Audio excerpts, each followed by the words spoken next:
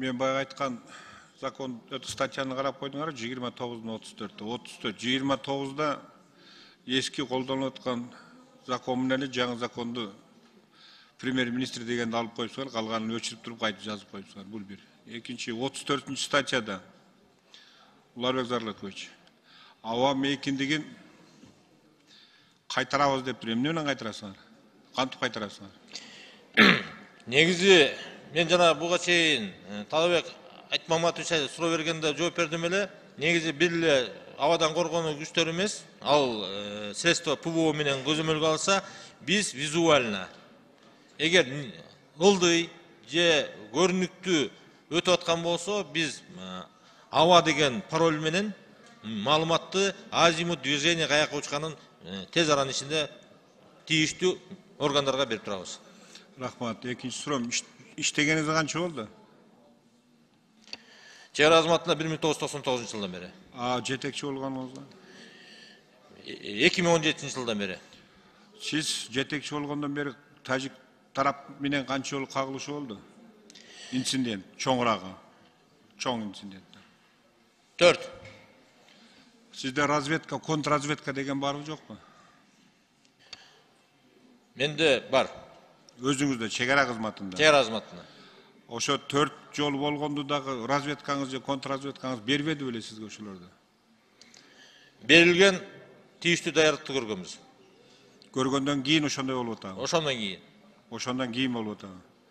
Анан бир, экинчиден баягы айрыкча чек ара тилкесине жайгашкандарда силер кандай кылып ошол жердеги отделение кыласыңар, батальон кыласыңар, кантип түзөсүңөр ошол жердеги? Профессионал баягы альтернативный кызмат кылгандар служба этеби же жаңы баргандар да кылабы? Негизи жалпысынан чек ара кеземет, чек ара заставалар деп айтабыз. Чек ара заставалары офицерлер менен, прапорщиктер менен, мөөнөттөн сырткары аскер кызматкерлер жана мөөнөттүү аскер кызматкерлер менен толукталат. Контрактиктер көрбү же баягы сверхслужба, баягы бирде служба кылгандар көппү? Ошол жерде служба кылгандар чек ара тилкесинде? Негизи контракт дегенде офицер, прапорщик контрактниктердин саны көбүрөөк болот.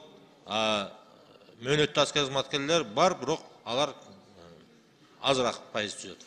Менин сунушумда ошо чек ара тилкесиндеги служба кылгандарга көбүрөөк ушу тажрыйбасы бар контрактиктерди кабыл алсаңар жакшы болот эле дегенде, служба кылса дегеним. Азыр ошол тармакка бартабыз.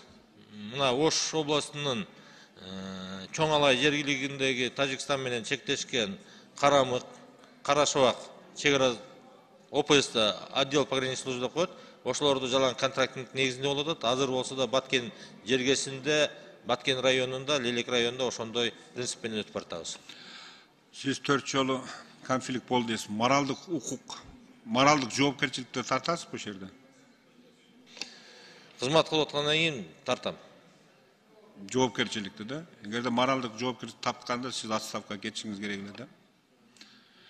Эгер 4 жолу болгондо кайтып сиз генерал майорду алып отурасыз да, мен ошону айткым келет да. Ошон үчүн бекер суроо бербедим, разведка, контрразведка иштейби сизде чек ара кызматында деп. Мен суроом жок.